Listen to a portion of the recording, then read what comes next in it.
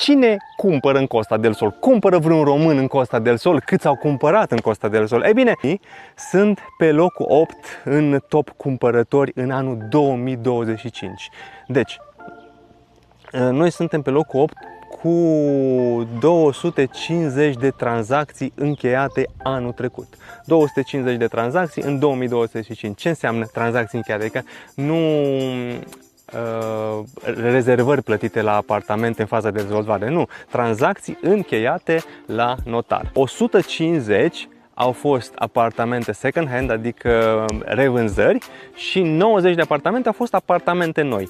Și când vorbesc apartamente noi, înseamnă că sunt apartamente semnate la notar, nu plătit doar rezervarea. Pur și simplu au primit cheile pentru apartamentele noi. Deci 250 de români au cumpărat anul trecut în Costa del Sol. Să-ți faci idee, americanii au cumpărat 350 de americani. Adică noi nu suntem mult sub americani. Ce diferă la noi față de americani? Românii cumpără proprietăți între 350.000 de euro și 1 milion și, de la 1 milion în sus, dar mare parte a tranzacțiilor sunt de la 350 până la 500-600.000 de euro la români. Ei bine, la americani începe de la 800.000 de euro și se duce. Deci un minim de 800.000 de euro și se duce mai sus.